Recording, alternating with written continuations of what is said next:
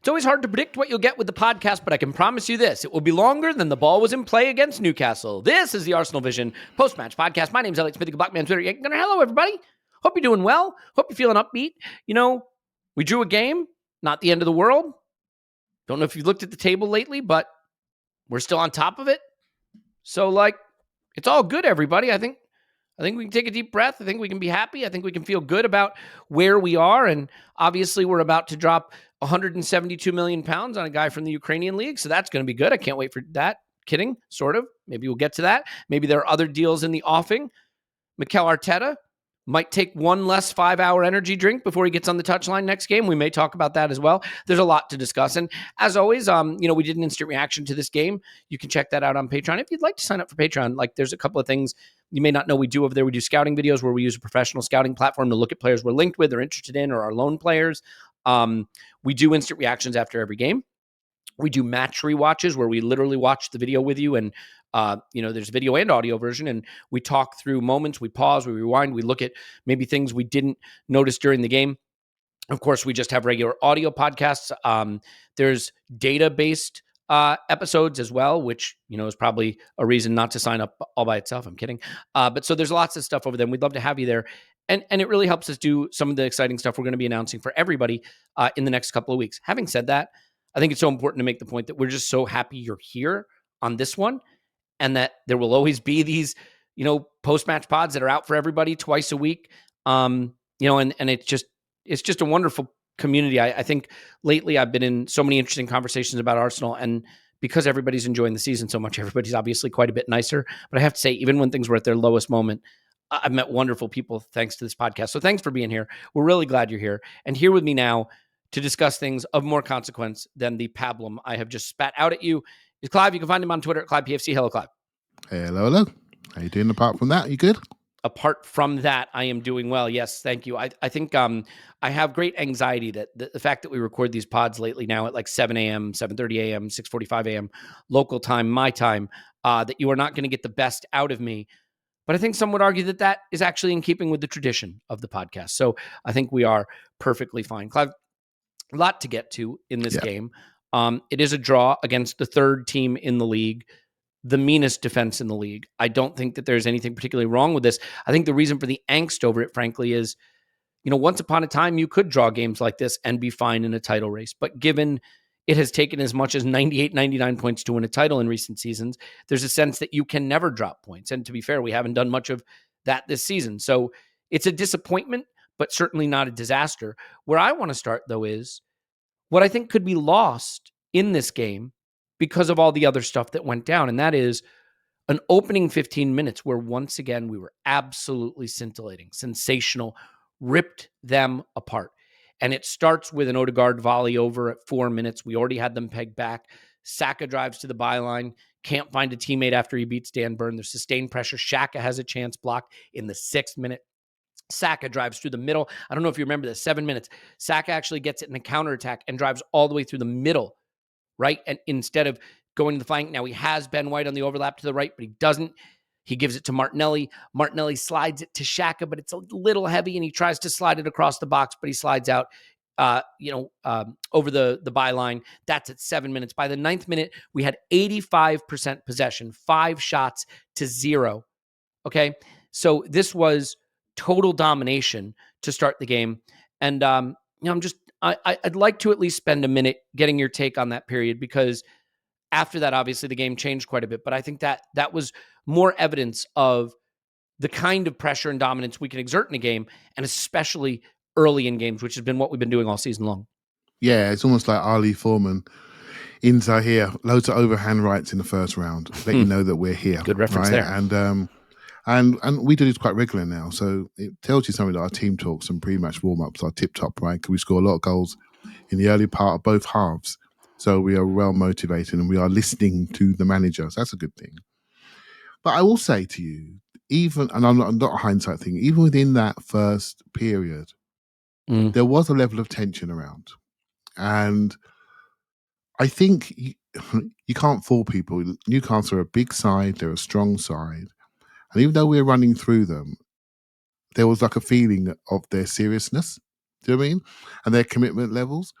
And I think it put a bit of pressure on our touches around the area. And I know we spoke on the instant reaction about this. I don't think it was the most beautiful night's weather. And I think that also affected things a little bit, even though Tim, we had a chat with Tim offline, didn't we?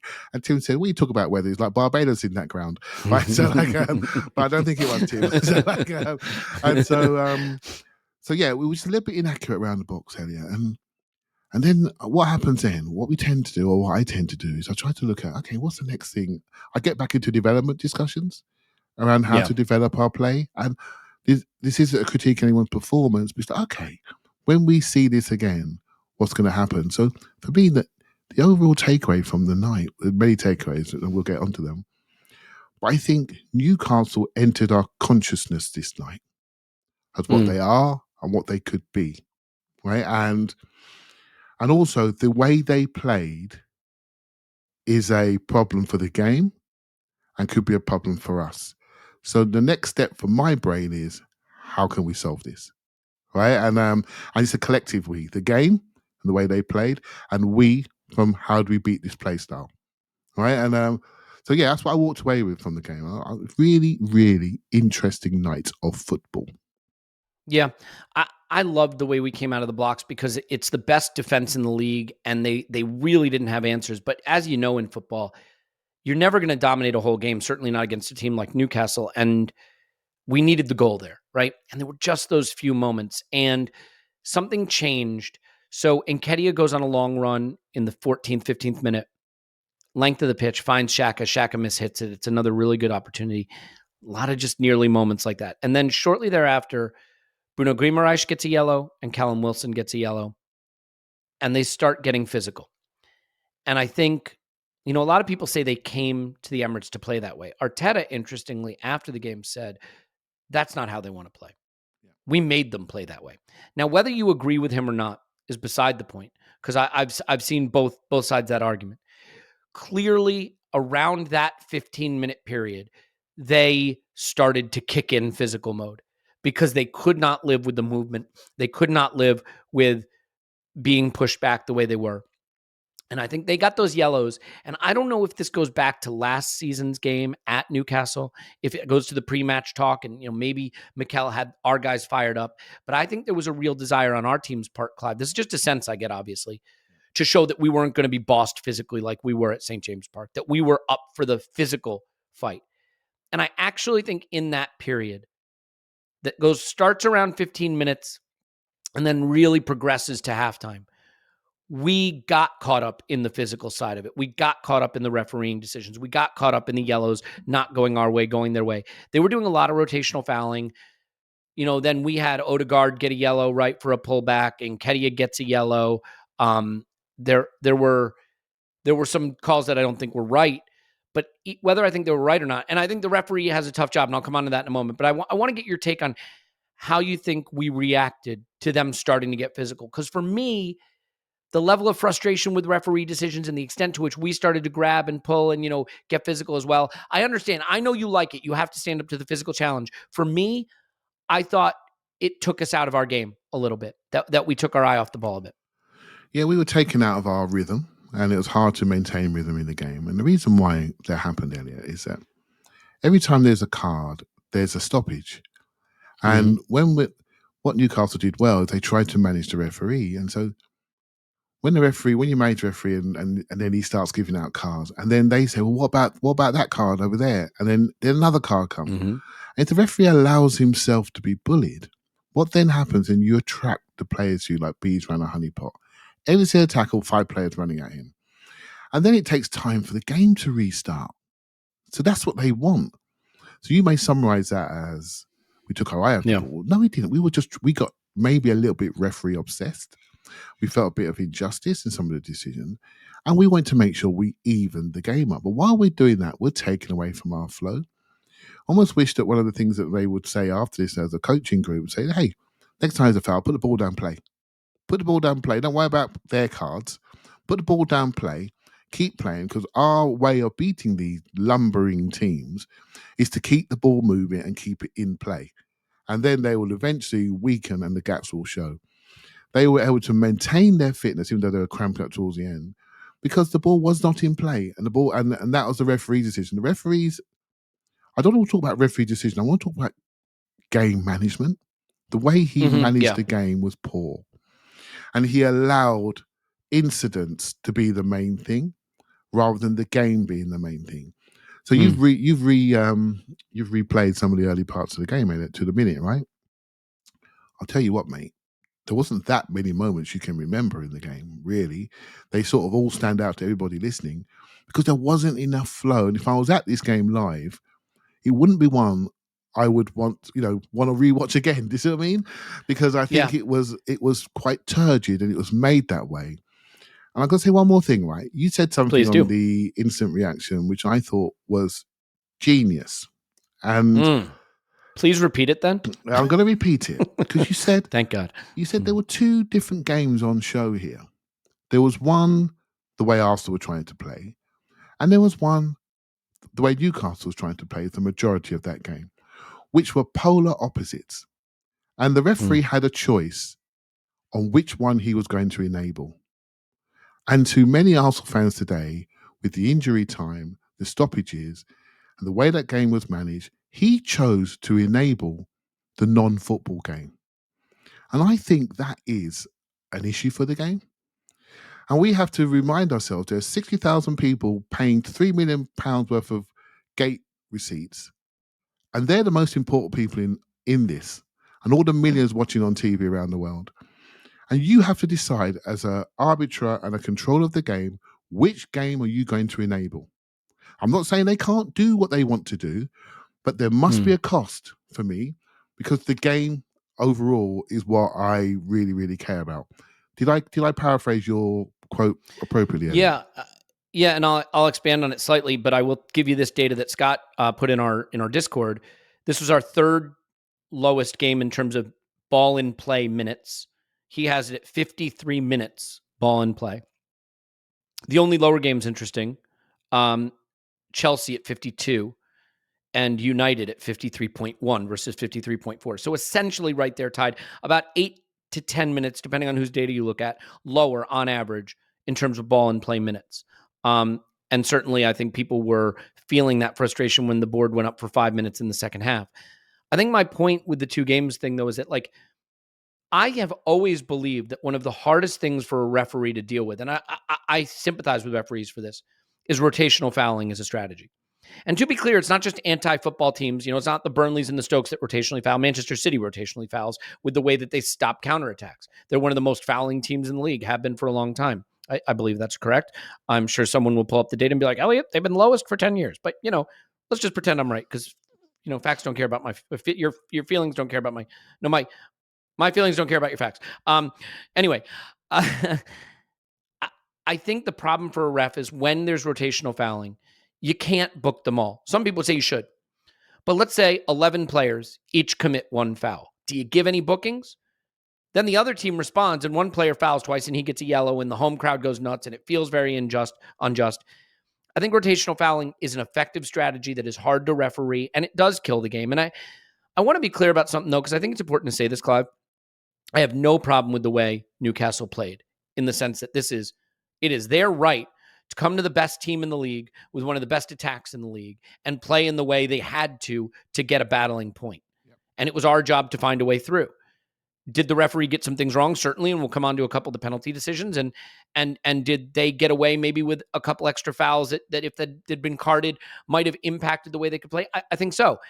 I think it is very, very hard to referee rotational fouling because unless you're going to give a yellow to every player on the pitch, I don't know how you manage it. So I don't know, Clive. I do want to get more to what I think is a sort of interesting side to this that has been a big debate is, and you called it brand Newcastle on the instant reaction. I mean, I think it is okay to play whatever football gets you the result you need. I am a pragmatist. Now, you know my feelings. I think good flowing attacking football will get you more points over the course of a season.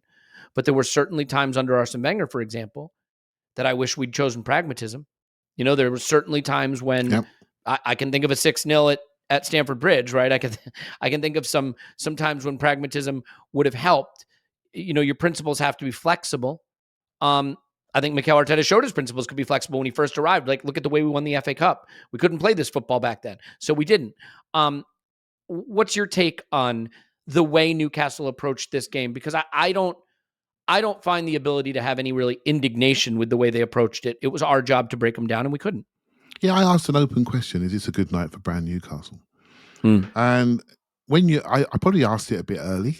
If I've asked it today, I would have got different responses. When you ask it when there's 10 minutes to go, people are going crazy. They could be saying, because it's too emotional, right? And it's too close to the game. And the reason why I said this was the way they were sold to me. There's this swashbuckling team up and down the pitch. Maybe I need to look a bit closer. Maybe I need to look a bit closer pre-game. And in the highlights that I've seen, all I've seen is exciting type football and big crowds and all the rest of it. I'm thinking, okay, they're going to come and play. Well, they didn't come and play. So I think, okay, let's think about this. Let's think about this. What's happening with Newcastle? I started to think. They bought 4 or 5 English players that have come in that are hardworking. And I do feel the Premier League is looking for a story. We happen to be the story this season. But they're much more comfortable with a British story. Let's be honest, right? We're the British game, English media, blah, blah, blah. They signed 4 or 5 English players to put on top of what they already have. They've got English coaching set up. It's coming. The washing is working, shall we say. You know what I mean? The washing machine is spinning around in a different way. Which is so weird because we have the bones of a great young England team in our squad, but that's another story. We're Arsenal, right? And we have this crazy foreign manager on the sideline jumping up and down. Well, I think also, Clive, we're London. They're up north, right? There's some of that too going on, And so I'm spitting out narratives here, right? People can take from it as they see fit, right? So, but I do think this is such in Newcastle, an interesting team, and I think the Premier League is almost waiting for them. They're waiting for them. They're setting the ground for them. They're waiting for this superpower to land, and they're putting their stake in the ground around them. And but I also think, if you ask me, was it a better night for Arsenal? Was it a better night for brand Arsenal or brand Newcastle? I actually feel it was a better night for Arsenal because. Lots of respect were paid to us on the pitch. There was a certainty and control by which we played that dominated a team that's in form, a good side. And if anything, Newcastle showed their limits. They immediately showed their limits. And if you think forward, and Eddie Howe's jumping around today feeling very happy, and his mate next to him, I call him Jason Tinder because he's a good-looking lad, and I'm sure a lot of women like to swipe to see his face, right? So, and good cop, bad cop situation with him, and they've done a great job, but there's a limit to their job, and it was shown in this game. It was shown for me, and so I think it's a really interesting night. Newcastle have entered my mind now. They're in there, and we're going to talk about Newcastle a lot in the upcoming months and years. And they've walked into the room, and that's the way they walked in. Now, this could be the phase of the project they're in. They need to solidify, stop conceding goals, etc., etc. They've got the meanest defence in the league, but mate, they're here now. Now the light's going to shine onto them in a different way until in this game, and I think it's going to be so interesting to see the way they're consumed by the general media and the general public.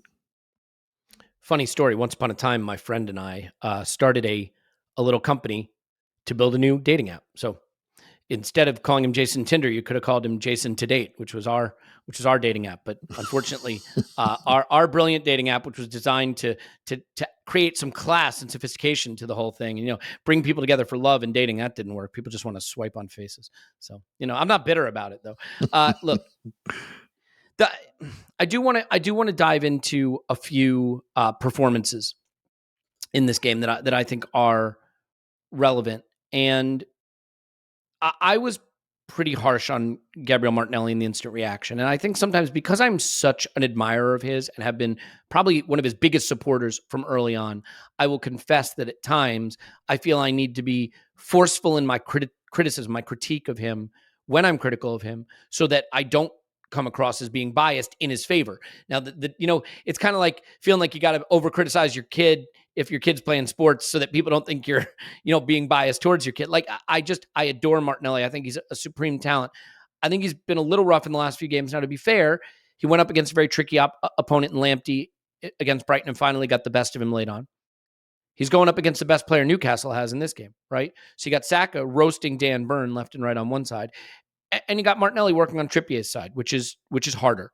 But I do think that lately he's been a little more focused on trying to beat his man, not necessarily getting his head up, not necessarily making the easy pass. Just some of the execution hasn't been there. And we did discuss when Jesus was playing how much of an impact he's had on Martinelli. Yeah, good point. I noticed that Martinelli exchanged one pass with Nketiah in this game. I don't think they have the same understanding, obviously, and Nketiah doesn't, carry the same kind of qualities that might enable some of the play that Martinelli had with Jesus. But Martinelli, similarly, is not looking to maybe give the ball as quickly and be as generous with it as he was when Jesus was there. So I'm curious how you think about Martinelli's role in this game. And if you don't feel he struggled, then fair enough. I may have it wrong, but I just think he's getting some of his decisions, some of his final moments wrong. And in the last couple of games, he's been isolated out there on that wing. He's had opportunities. It's not what it was last season where the ball just never made its way to him. Zinchenko, who we'll come on to, enables a lot of access to Martinelli. So he really has to be important for us. And I thought it was a bit of a difficult game for him, admittedly, against, again, the best defense in the league and the stronger side of that defense. Yeah, I think this whole game loaded onto certain people in different ways. I thought Newcastle protected this castle really well. And by that, I mean from the side. So on the Saka side, they used, obviously, the left back Burn. They used Joe Willock a lot and Joe Linton a lot. They're three hard people to beat. Look at the massive bodies there and good athletes there. On the right-hand side, they use Trippier and Matty Longstaff on that side to create a wall. So everyone knows that we shift the ball around the back. We go inside. Then we flip it out to either of our 21-year-old superstars, right? And they normally get the ball into their feet and bang, they come straight inside, either with a dribble or a connection. It's either Xhaka or Odegaard as the connectors. And then we get a rat attack going. But on the left-hand side, you're right, Elliot. It's a really good point. Jesus is a lot more the guy that comes to connect. And Xhaka's the one that runs through into the box in a strange way. Yep. A lot of times when we were building attacks, Xhaka's right in centre forward position or in that left eight, up very, very high on the last line. So Xhaka was still being Xhaka, running through. But Eddie is not really connecting in the same way on that left-hand side, per se. So Eddie's he's got a different psychology when he walks on the pitch. Eddie walks on the pitch, he's saying, I'm a centre-forward. And I do feel, by the way, if you look at his numbers, they're pretty good. But I do feel he's and quite rightly, he's just come into the team, he's 23 years of age, and he's trying to make an impact. He's not being selfish, because he's still working hard. There's a bit of me that thinks sometimes he's holding the ball because he cares about his execution rather than the overall teams. And I don't say that sounded right, but you know what I mean? There's a couple of touches where it's the first time pass inside. That when you're the man, and you've got 4 league medals in your pocket, no one's going to rollick you if you make that pass and it goes wrong. No one in the crowd's going to go, Jesus, what's up with that?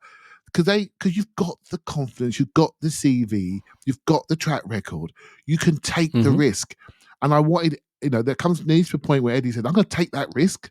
I'm taking it because I've made my turn. I've beaten the man and I'm going to flip it inside. Now, because of that, I think maybe the connection between, with Gabby Martinelli and Eddie wasn't quite sharp, but they weren't the only ones. Do you know what I mean by that? That we weren't the only ones. We've uncovered a new emphasis, and players shone and made maybe a couple a little bit more redundant because they shone. And I think not every game's gonna look like this, but it is a window. I gotta say it, mate. It's a window into where we need to get better. It really is. No, it's funny because Xhaka, who has been so influential to our season, a couple of players have come back from the World Cup, maybe slightly different, not totally given the same thing, but I think we've seen the last couple of games, a few moments where Xhaka's involvement, he had goals and assists in him early on in the season, and that's what you need the left eight to do, similar to what the right eight's doing. I see a way in which when we play with Zinchenko, the opportunity is there to get someone maybe slightly more offensive in their skill set in that left eight, right? When Tierney was there, I think Xhaka has more responsibility as a connecting player. When Zinchenko's there, because he was so good and he's so central to what we do, and he frees up movement and space and capability, I think you need that more offensive left eight there. Yeah. Or you could say that's when you can play with a Tierney who can go round the outside, and then Martinelli can get a little more central. I don't know. I think it's an interesting one for Mikel. But to your point, you made a point about Newcastle, where they're going and where we're going. Newcastle have arrived earlier than they would have expected. You're saying, look at the way they played against us. Is it good for brand Newcastle? 2 seasons from now, I don't think they'll be playing that way against us. I don't think Newcastle expected to be third this season any more than we expected to be first this season. And so it's an interesting clash of 2 teams going places, but probably in the places they're at earlier than they expected to be. And you see some of the strain on our squad, which is not ready to be a title chasing squad at the moment, and some of the strain on their squad, which is not ready to go play scintillating football against the best team in the league. And so it's a really interesting contrast. But one player who is ready to play the football we want to play and has been since we've come back from the World Cup is Zinchenko.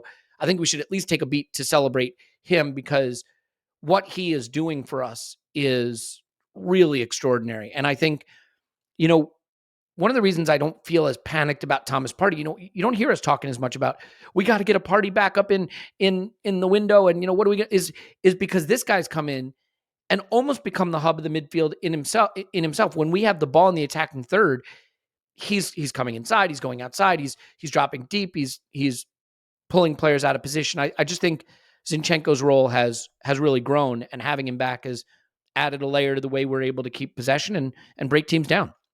Yeah, he forces people back just by being so good in the ball, right? If you see the ball spinning around and slicing through you like butter, you're thinking, I'm not having this. Yeah. I'm not going out to meet him. His touch is like silk. He's only going to turn away from me and I'm out of my hole, right? So Newcastle made that decision based on our control and technical level of our team. It's high. When they try to transition, we take it off them again. We're big bodies now there. Thomas Partey's part of that. Saliba, Gabriel, they're not interested. In fact, by the way it turned out towards the end, Saliba and Gabriel were in midfield next to Thomas Partey, and everything else moved forward about 5-10 yards, right? Yep. So, and they were able to manage it because they're 3 bodies and you can't beat them in a race. So we have a security at the back end of our pitch, which has transformed us now. But yeah, Zinchenko, what you tell, and not every game is going to be like this, Elliot, but this game, just mark it in your minds. Mark it in your minds. This game is going to happen more. And I use the word redundancy. I've already used it once in the podcast. I'll use it twice now. No redundancy in the team. And there was a little bit of redundancy in our left side of our pitch because the guy, Zinchenko, just did 2 jobs. Right? And then suddenly So if this game is in April, I think we make a change. I think Vieira comes on, Smith Rowe is healthy, he comes on, and where he's coming on, Elliot. He's coming into that left-hand slot. Because it's in January, and the most important thing is we don't lose it. They've got 6-foot giants, and they have set pieces. They're literally playing for them. I think we made a decision to be pragmatic. We can be pragmatic in January because we've only dropped barely any points. And Man City are drawing at home to Everton, which is a bad home draw. So the most important thing for us is to not lose. But I think we need to think about how we can win these games. Although I'm comfortable with this one because Newcastle are third, best defence. But I won't be comfortable when it's an Everton or somebody we shouldn't be dropping 2 points to in a home game. Then let's fix this now and not wait till we drop 2 silly points, which we did towards the end of last season. Yeah, I think Arteta was probably caught between 2 minds because drawing at home to the meanest defense in the league, the 3rd place team in the league, 0-0, when they played some anti-football and you just didn't get the goal, it's not the worst thing narratively.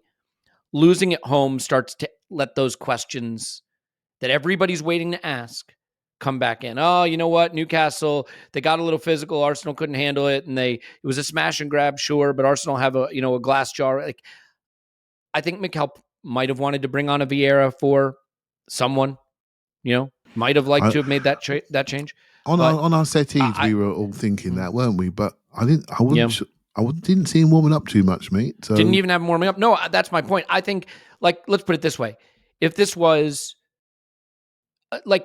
it sounds so obvious, but if this is May and we're level in the title race or we're 1 point back with 2 games to play, I think Vieira comes on and we go for the win here. I think Mikel is thinking about it's a long season and this draw in the scheme of things, given the results that have just shook out, is fine for us. Don't lose it at home. Don't let that happen. So I'm not saying we played for the draw, but I'm saying we didn't push the boat out for the win. And so those are two slightly different things. But I mean, let's face it. Saying you could bring on Vieira isn't saying you can bring on, Smith Rowe. It isn't saying you can bring on, Lionel Messi. Like Vieira is a young kid, barely integrated, who's sort of an 8, and you're talking about let's bring him on to try to win a game. Like it obviously raises the question of the squad depth. And I mean, Clive, there are a lot of people. The only sub we made was a right back for a right back. And I actually thought Tomiyasu played well, which was great to see. Another game of rust for Saliba, but didn't hurt us. Getting better. Ramsdale, by the way, man, like every once in a while, what are you doing, man? He had the one really dodgy, held the ball too long, gave it away, got away with it, but won't want to do too much of that. But I think with Ramsdale, we don't worry about it too much. Any keeper that's going to use the ball the way we use the ball with our keeper, whether it's Alisson or Ederson or Ramsdale, that's going to happen once in a while. But I mean, are you as caught up in one of the big talking points from this game as a lot of people are, which is there was nothing on the bench to change it. And I always, this makes me laugh because I don't think this happens. I don't think a manager in a title race hoping to win the league uses a game where 3 points are at stake to make a point, quote unquote, to ownership. There's always that argument, you know what? He didn't bring on any attackers or even warm up any attackers because he's making a point to ownership that he doesn't have what he needs. I mean, yeah, I get it. But is a manager going to do that with 3 points on the line at home? I think that's a very narrative-y read on it. But what do you think about the fact that we didn't bring on any attackers and that there really weren't any to bring on? I mean, how desperate is the situation if we really want to compete? I think a lot of people believed we'd have a player in January 2nd. Hasn't happened, doesn't look close to happening. Yeah, we've got quite a light January game-wise, actually. We've got Oxford, which lots of players will play. And we got Spurs, and I think that's the other one, Man United, and that's it. Then we go into it's not light in terms of importance, but certainly not a lot. It's not congested. Yeah, exactly. So that desperation has left me slightly. But hey, look, I felt we won attacker light in the summer. I was not worried about centre midfield at all. Even once the injuries sorted themselves out, I wanted one more wide attacker because freshness and edge is key. And we saw what happens with our young players. Fortunately, Martinelli and Saka are quite robust injury-wise, but because I think they've managed themselves during games and they have quiet periods, and hence we question them when they do. But in this game with Martinelli, for example, he was our four shot guy, right? And he scored the winning goal. And Saka has major header moments from a corner. in the game. Yep. Yeah, and Saka has major moments every single game. He's just decided, I'm the daddy here. I've scored 3 goals in the World Cup. This Premier League level, I can deal with this. Not only can I do it, I'm going to lead the team. And 3 or 4 people are actually saying Jesus is out, and they're really trying to add their 5-10% to cover the gap that's been left behind. But in the end, fatigue will get you, and it's clear that we need some attacking edge there. And we're talking about, was it a good day for Arsenal, a good day for Newcastle? I think it's a good day for Arsenal because it's clear. Good day for Mudrik's agent. Is that what you're saying? It's so clear what we need to do, and we just need to do it. It's not even like a debate, really. We just need to do it. We're carrying some high risk factors in Smith Rowe. We all hope he's going to come back and just be the same guy that left us, but we don't know, and he's been out a long time.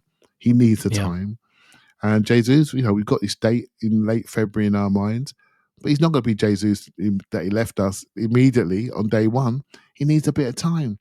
And so we have to manage this, and that Europa League will kick in, and suddenly the schedule will look a lot more compressed than it does right now. And we don't want to lose the people we have got walking healthy. So it's an obvious discussion, Elliot. Is it 1 or is it 2? It's definitely 1. Is it 2? And what does the second one look like? And I heard a podcast the other day. I think it was Art Roche said something. I thought, again, he doesn't realize how good this was, but I'm going to tell him now. But what he said was, we need something unique. And I thought, in attacking areas, I thought, yeah, we do. And I looked at Mudryk and I thought, that's speed. We have that. But we need a little bit more. That's raw speed, attacking ability. And I'm just wondering, within the group, do we need something else unique? And do we need size? I'm just going to throw it out there, right? Do we need size in attacking areas? I argue myself all the time. Do we need a little bit more, like what João Felix would bring in a false nine position with lots of technical ability and ability to turn around Yes, and please. surprise people? I like it. Or do we need something with a bit more size that brings something completely different that could enable people in a different way around them? And I honestly don't care which way we go, but having uniqueness in our forward areas is important, and when we add that, then we're creating new problems for people. And in this game, we couldn't create a new face offensively for Newcastle. It was just more of the same and hoping it worked. So, challenge for the club. Yeah. And I think it is hard. I mean, I will say, I know I said I don't blame Newcastle for playing the way they did. I certainly don't. I think the problem with slowing the game down and stopping the game and slowing the game and stopping the game, it takes you out of your flow.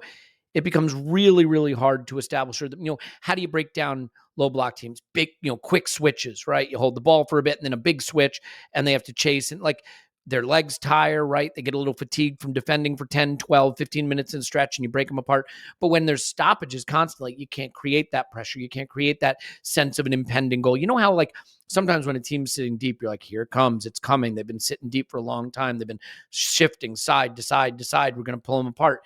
When the game keeps stopping, you can't create that. But the one thing that I think we made easy for them, Clive, and I don't know if maybe Ben White I was harsh on Ben White on the instant reaction as well. And I think it was maybe that one was more unfair than the Martinelli one. I think he was starting to fade and Mikel saw it and he took him out. But every time we isolated Saka on Dan Burn, he roasted him. He killed him dead. And it was a feature early in the game. We did a couple times late.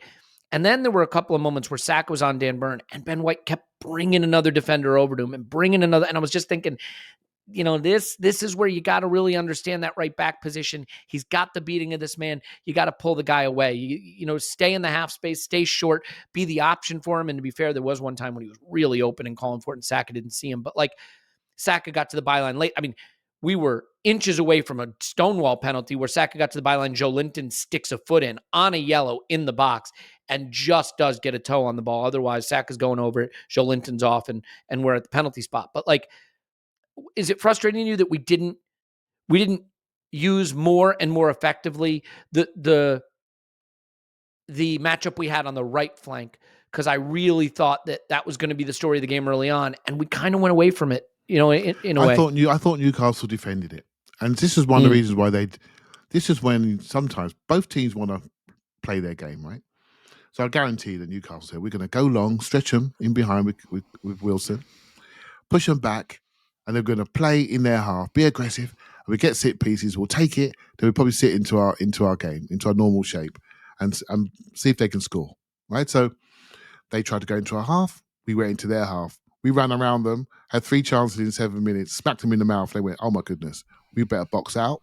And they started to box out the sides. They started to protect their castle. And I thought they shielded the sides really, really well. And so I understand. This is why I slightly disagree with you on Ben White, because I thought he did exactly what was required. Offensively, with his attacking runs, I thought he devastatingly ran through them. And I've been critical when Bellerin did that in the past because I think he was bringing the cavalry with him. But in this case, the cavalry was already there. I needed to move the cavalry. Do you see what I mean? Because he was making those runs. He had no one to mark because Joe Linton was protecting against Saka. Joe Willett was protecting against Saka. So I've got to go. I've got to move one of those 3 mountains out of the way. Right? And so he's just stormed past them a couple of occasions. And they weren't buying it. Do you know what I mean? They didn't buy it. And so we didn't get that connection we normally see, and they blocked off Odegaard really, really nicely. They did well. And they caught us. I thought they hobbled Odegaard, and they stopped the little rat-a-tats going in that corner. They broke up our triangle by putting a triangle of their own, right? And they said to Arsenal, mate, if you're going to beat us, you're going to beat us with Granit Xhaka. You're not beating us with Odegaard. And that's why Granit Xhaka got about 48 progressive passes in that last 8, left 8 position, wherever it was, Elliot. And it did work out. But on another day, Granit Xhaka puts one in the top corner. We look here, we say, look at Arsenal, we can attack down both sides. We're really inventive, we can't be stopped. But on this day, they got the reward. And Xhaka and Eddie nearly connected to get the winning goal, but it didn't quite happen, right? So just take it, experience. I have to say, I don't think enough has been made of the Eddie chance and how well he did with it. He rolls his foot over it, strikes it beautifully. I don't know if I think Eddie's doing as good a job as other people do in the hold-up stuff and the connective stuff, but I think he's doing brilliantly as a center forward. I really do. And that's the stuff he can bring. Don't try to be Gabriel Jesus Mark II. Try to be Eddie Nketiah best you can be, and I think he's doing it. Yeah. Pope just goes starfish and makes a beautiful save there. I think it is a case of a striker doing everything right and a keeper getting it exactly right and even a little lucky, right? That his leg winds up being right where the ball goes. Like, it's instinct, it doesn't deflect and it's a off bit his fortunate. Leg. Do you know what I mean? It doesn't deflect off his leg and goes in. Thing. It, like this, look at like the West Ham game, right? We got a couple of the breaks, right? Yeah. Odegaard scuffs a shot, and where does it go? Goes right to Saka. Brighton game, couple breaks. Martinelli takes a shot, it rebounds, it bounces to Saka, free in the box, tap in, right? Eddie, we had a couple of those breaks. None of the breaks went in this game. And like, you could say, oh, so you're saying we're winning lucky. Yes. You know how you win lucky? You have 70% possession. You have all the shots. You have all the pressure. We create enough pressure to deserve our luck. And in this game, I think we deserved it too, and it didn't fall for us. I can think of Odegaard shot when he should have passed inside the box. Odegaard late on, beautiful opportunity, and just fires it in a rose Z for no reason. Xhaka, I think it was it Odegaard kind of scuffs his pass to Xhaka in the box, and Xhaka can't quite get to it. There were a lot of these There's one moments. more. You know when Saka ran around Burn and he couldn't find, I looked at it again, and I don't, people tell me if I'm right. Saka's had a shot there. And basically Pope sticks his foot out, very similar, but his right foot this time. And it deflects out. That could easily deflect. I think it was counted as a shot too. Yeah. Yeah. I mean, yeah. So he takes a shot, and that's a chance. Yeah, from the byline, 4 yards out. And if it hits his heel and goes in, we're just running away to halfway line. Cheers. But like, it's just one of those. So I'm not concerned by how we played. I'm always looking at lessons learned. What can we learn from it, and what lessons are to be learned. And people are looking at those narratives right now around us against deep blocks, that we've done really well against deep blocks. So that's the first time you haven't cracked it, first time you haven't scored, right? So, so let's not pretend there's a problem there. But yeah, we learned some lessons potentially about how to manage this game in the future, how to manage the pressure of our details around the box. With a 3-game block, 7 from 9, we played 2 of the best coached teams in the league in Brighton and Newcastle in different ways. And we got our points from them.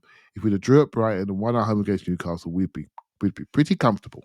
We'd be pretty comfortable. Yeah, draw away to Brighton, win at home to Newcastle. Everybody be saying we're unstoppable. We can't Similar to the Leeds Southampton thing when we won at Leeds, luckily, and then drew against Southampton. Say we'd 4 points from 6, 2 away games in a week. Good return. The way that they happened, a little bit begrudgingly, because Southampton are going to go down, right? So yeah, it's just the way football goes, right? Yep. Yeah. Look, people are going to kill us if we don't talk about the penalty decisions. So we got to get to that. But, you can't talk about penalties without talking about privates. Those two things go hand in hand. I don't know how, but they probably do. You know what? Decisions. Was it a good decision or a bad decision not to give a penalty? Is it a good decision or a bad decision to use a rusty old razor that's in your shower to shave your privates? I think you know the answer to that. And that's why. You got to go to manscaped.com and use promo code ArsenalVision to save 20% off and get free shipping. 3, 2, 1, Happy New Year from our friends at Manscaped. That's what it says here. It says the ball has officially dropped, but that doesn't mean you have to drop the ball on your balls in 2023. You know what? I mean, whether you had a New Year's kiss or not, the leaders in below-the-waist grooming have you covered for your much-needed resolution to bring sexy back. I'm bringing sexy back. All right. Join the 7 million men worldwide who trust Manscaped with this exclusive offer. It's a Performance Package 4.0. What does it get you? The Lawnmower 4.0. Look, if all that was in there was a Lawnmower 4.0, it'd be worth it. This is a tool that I use regularly, not that you want to know about that. And I'm pretty convinced, though, that you will like it because it works in the shower. It's wet, dry, incredibly long battery life, wireless charging. You have a light so you can see what you're doing, by the way, which is really important. Skin-safe technology with ceramic blades to reduce nicks and cuts, because that is really the key to this whole thing. You also have the Weed Whacker, which does the nose and ear hair, which unfortunately I've reached the age where that is critically important. There's toners. There's the Shed travel bag and the anti-chafing briefs. The boxer briefs are fantastic. Like genuinely, I think my favorite boxer brief, especially like for exercising, just because they keep everything where it needs to be. Again, things you don't want to hear about. So this one includes the ultra premium body wash as well, plus a 2-in-1 shampoo and the body deodorant. So It's everything you need. It's all in there. You don't want to miss it.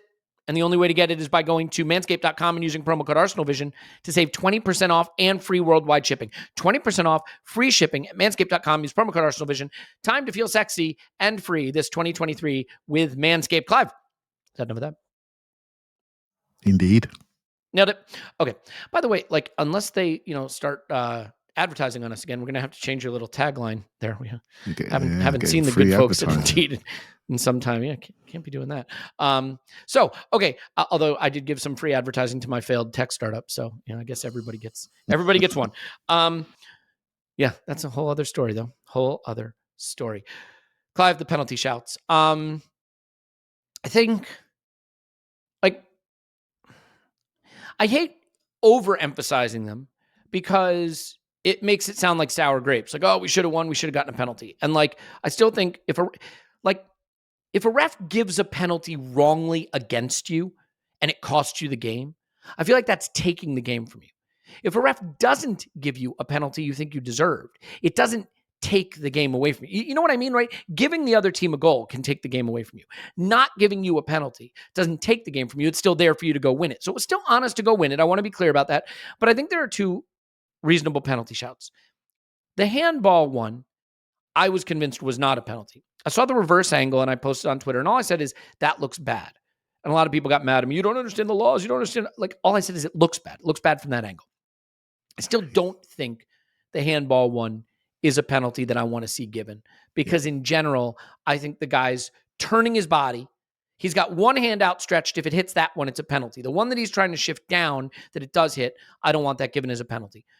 The Gabriel one, the pull of the shirt, I don't understand in a VAR era how that one isn't a penalty. So that's my take on it. I don't think I want the handball given, but the Gabriel one for me is, and I get it. There's some grappling on every set piece, and you got to be careful about starting to give penalties for grappling.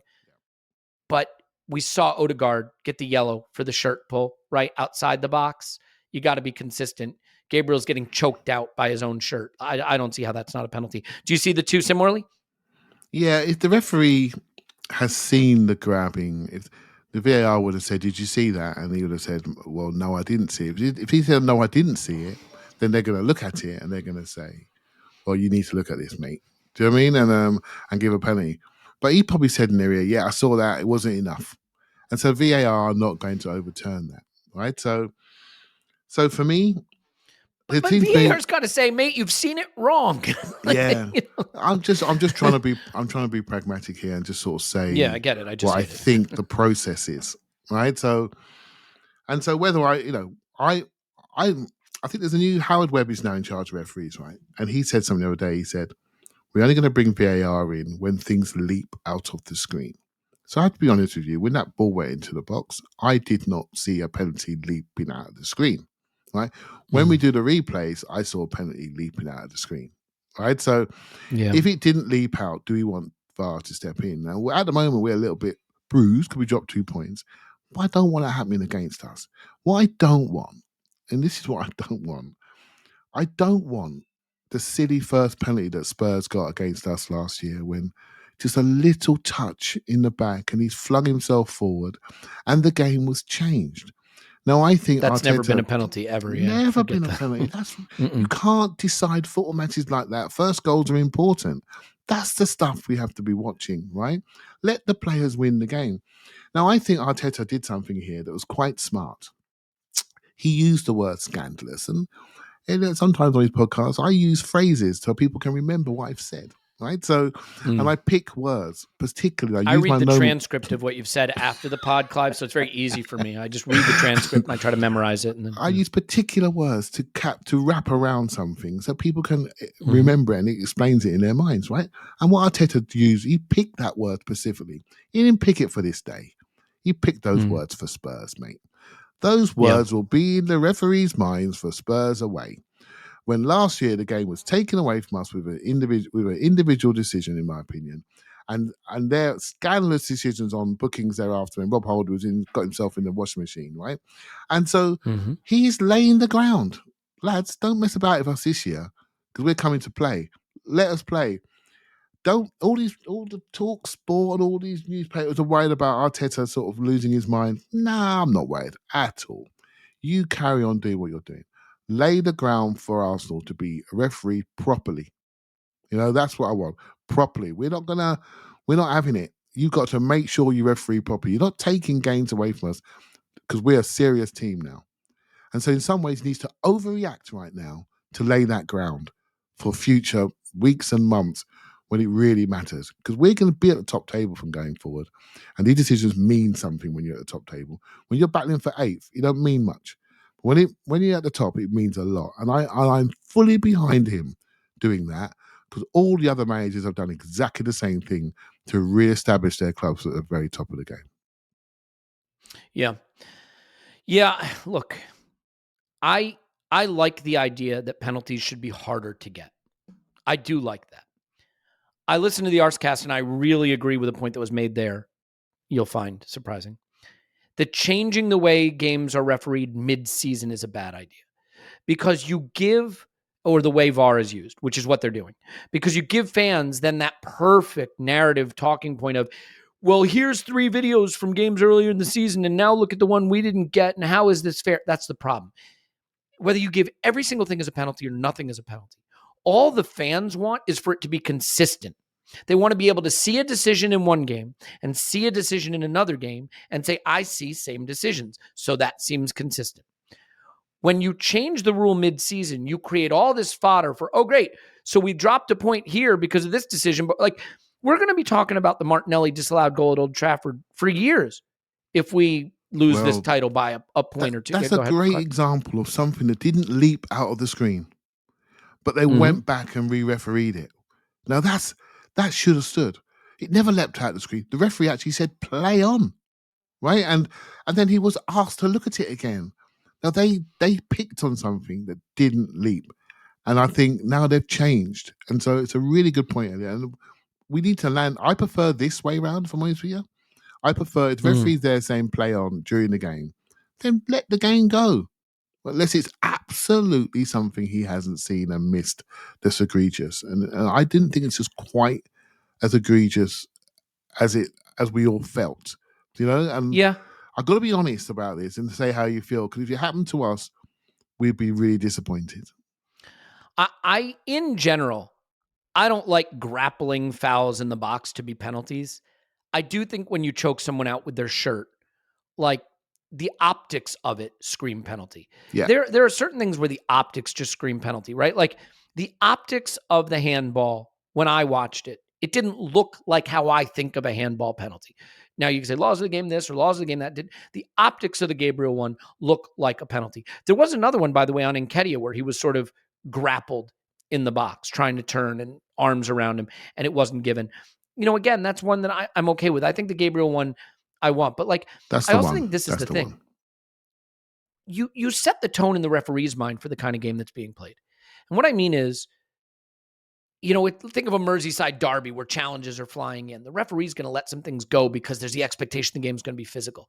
I think because Newcastle set this tone of we're going to be physical with Arsenal today, you have a referee who then says, okay, this is going to be a physical game, so I'm going to let physicality go. You know what I mean? They get narratively invested in how the game's being played. And so, if that's Arsenal versus Bournemouth, I think we get the penalty. You know what I mean? Because it's going to be a tippy-tappy game and there may not be as much combativeness, but against Newcastle, who are big and brawny and going to go toe-to-toe with us physically, I think the ref gets invested in that kind of stuff. But ultimately, I can live with penalties not being given more than I can live with penalties wrongly being given. Because at least at 0-0, you still have a chance to go try to win that game on your own. You have the opportunity to go try to win the game. What I can't live with is soft penalty given against you, like the Spurs one, right? We're now a counterattacking team as a 1-0 game. You've been playing well for 20 minutes, and now you have to commit more to the attack, and they can sit back and play the game they want to play, right? Where they don't have to attack at home in front of their fans. That's way where more their fans important. aren't going to get antsy. So I have more sympathy for this way of officiating than that way. I still think the call's wrong. I think the bigger wrongdoing here is the second penalty. Yeah, well, and for me, the bigger wrongdoing is just changing the way you're going to referee games mid-season is a recipe for fans pointing to earlier incidents and saying there's a lack of consistency. And I do think that is frustrating. Overall, I mean, this penalty reminded me of Elliot again. Do you remember the Jesus penalty against Liverpool, where he got the clip and he gave it? That could have easily gone the other way. Easily. And this was one of those 50-50 go ones. Our way for sure. Yeah, this was a 50-50 one that went our way. We accepted the Jesus one, and I really enjoyed that day. Right, so, but on this day, it didn't quite go away. Now, looking away on camera, that's a penalty. But I'm also conscious of the future and how the game is managed. And I don't want that given against us, even though that was more of a penalty than a handball, in my opinion.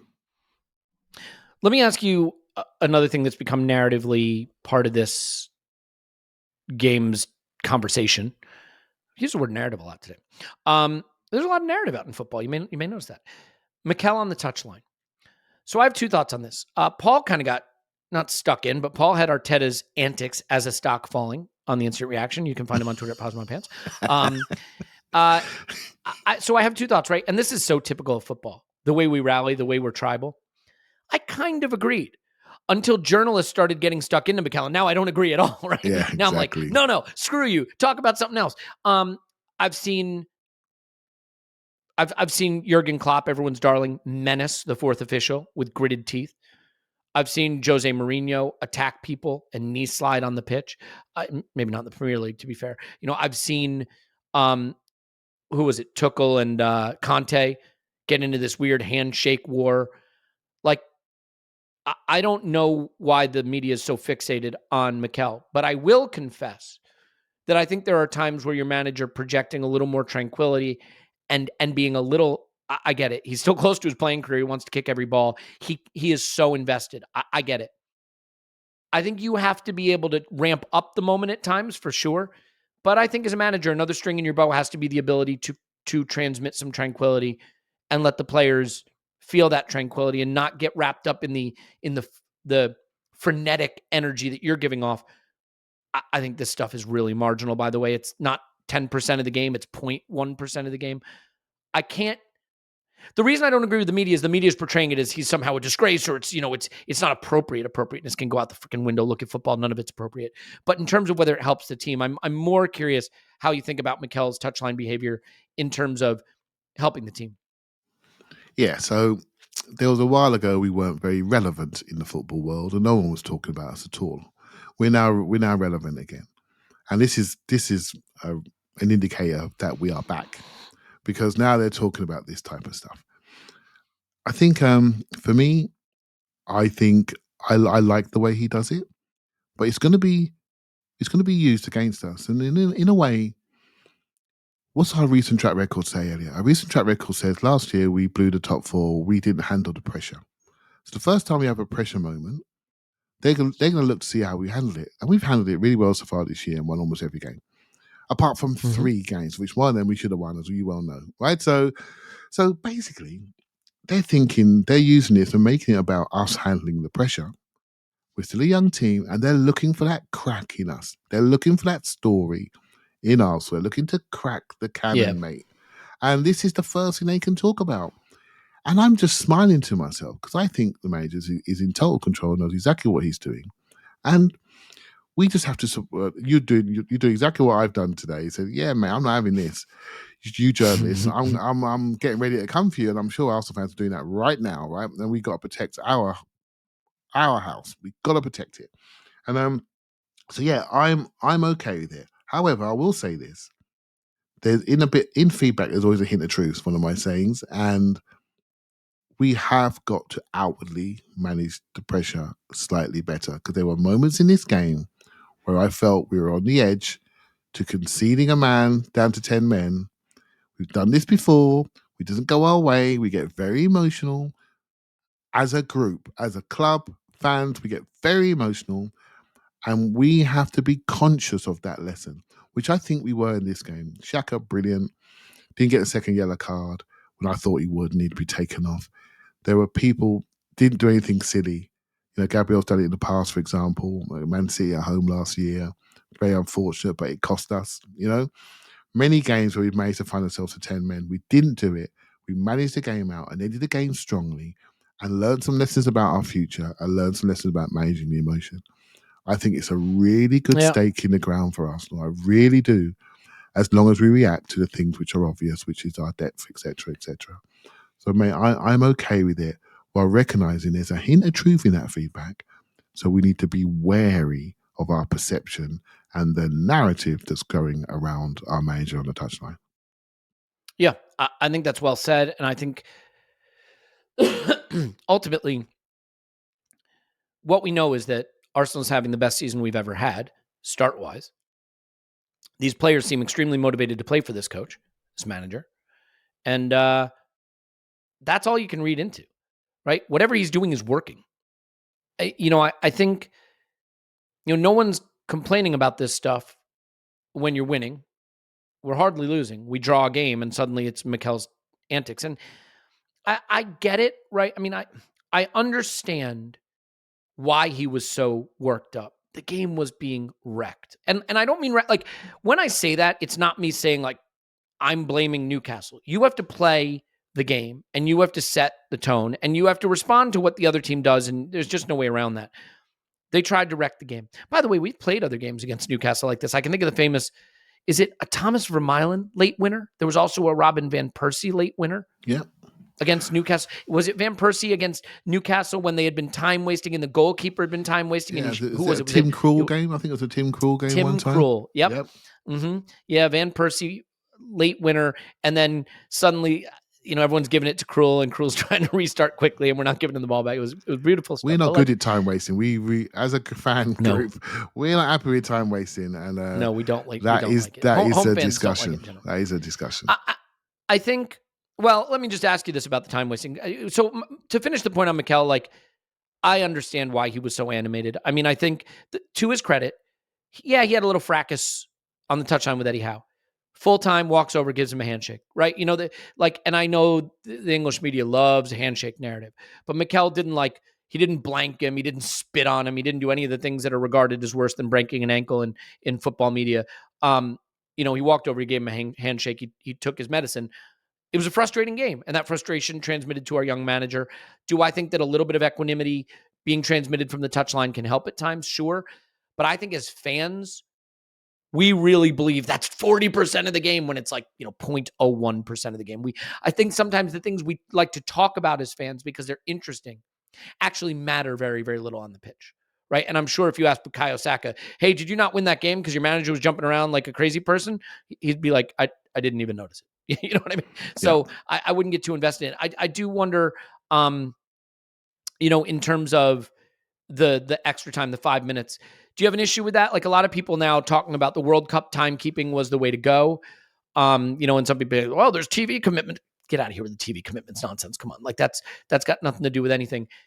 What about the timekeeping though? The thing I'll say about the World Cup timekeeping is it basically rubbishes the idea of time wasting because you don't benefit from it. I've always had a thought, which was, if you've time wasted, like the referee should keep 2 watches, right? The time we waste and the time they waste. And if on 90 minutes we're leading, they don't get the time back. You know what I mean? So if you've time wasted, but you're trailing, you don't get the time back. If you're time wasting, and you're leading, then you get punished for it. But obviously I know that's never going to happen. I'm being a little silly, but what did you think about the 5 minutes on the board and not being more than that? I think 53 minutes, there were 53 scoreless minutes in this game, not 90. You know what I mean? Yeah. So on Arteta briefly earlier, I think he used the time quite nicely of the stoppages and he went and coached well in those gaps, and we ended the game strong. So I'm fine with what he's doing. I think on the time wasting side of things, my thoughts. Been consistent on the podcast for a long time. Take the clock out of the referee's hands.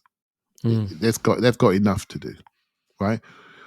The concept of time being a mystery to the punter is just so outdated.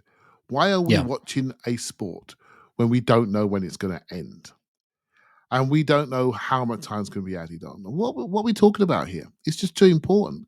But how can we have a situation where you're waiting for someone to put up a time in an unscientific way and decided to be 3, 4, 5, 6, 9, 10, 11. Man City had 11 minutes the other day. I think there might have been an incident in that game, but 11 minutes. And it can't be a mystery. As soon as you lack transparency, anything that you're doing, just make it transparent. There's opportunity there. And it's coming. It's coming. It's going to change. The World Cup was the first trigger to this. They managed it in the way they could within the laws of the game that are currently there. There will soon be a tournament happening soon, a youth tournament where they're going to manage the clock differently if it's not already happened. And they need to look at it because it's too important. And for me, you need to protect the game.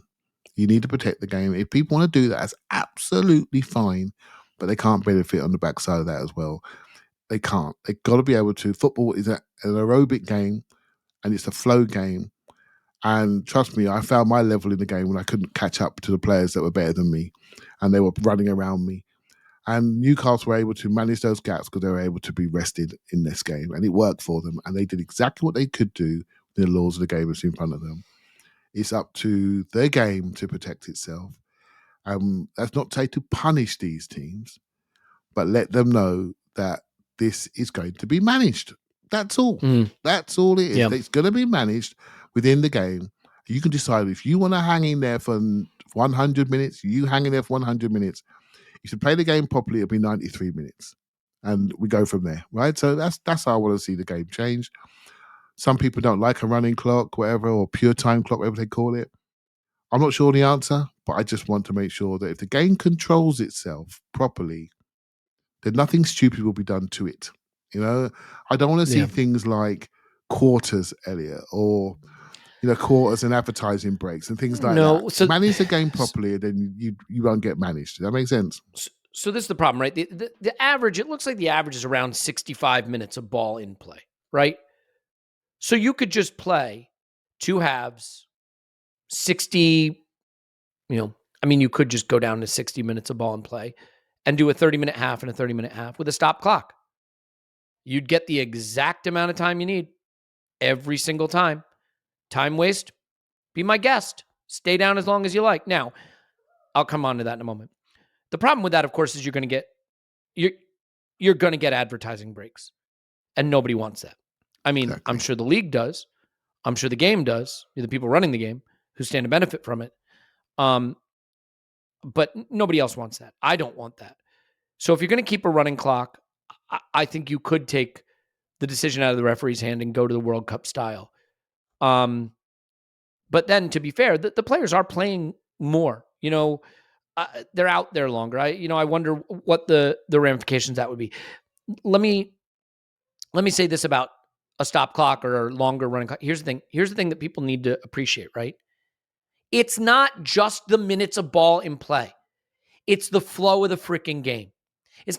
I don't care that there were 53 minutes of ball in play. Clive, if the ball was in play 53 minutes, but 53 consecutive minutes without a stoppage, we win this game 3-0. It's not the number of minutes that cost us. If that board had gone up and said 9 minutes, we may still not score. You know why? They'd muck up the game. They'd lay on the pitch. They'd kick it out the reason this game was ugly and the reason we couldn't find a goal is because we couldn't get into flow after 15 minutes. I don't think it is the minutes of ball in play, Clive. I think it is that the approach, it creates the ability to break the game into little bite-sized pieces. It stops the flow. It stops you having to react to quick ball movement. So for me, it isn't as much about the minutes in play. Do I think that this was 53 instead of other games that were 58 is why we didn't get a goal? No, I think it's more the stop-start nature and what that does to the game, if you understand. And I do understand you, and it is part of it. When the referee's stopping and booking people, that's not classed as ball in play time, right? Don't think of it as over the touchline. It's actually the ball moving around the pitch is how they measure in play, I believe. Right. So say, hey, look, it's a game of flow. That's the soul of the game. It's a game of momentums that we all can see when a goal is coming. It's exciting when you get pressure. That's football. Now, American football is play-by-play stuff, right? It's play-by-play, moment by moment, big stuff, big effort, explosion, collision, big stuff. It's a different game. Rugby's a bit more like that. Lots of stops, scrums, line-outs, stops, collisions, moments. Football's about flow. And let's make sure it stays about flow. because that's the sport. Let's make sure it's a game of running and flow and technique under pressure and speed, and it's not a game of restarts and people lying on the floor pretending they're injured, lying on the floor getting cramped, because that's not going to bring the people in, right? So, hey, look, this is not just about this game, innit? Because I'm happy, not say happy with the point, but I'm cool. This is something we've spoken about many times in the podcast before, right? And the World Cup was a good example of that at least they know there's a problem. That hasn't happened out of nowhere. They know there's a problem.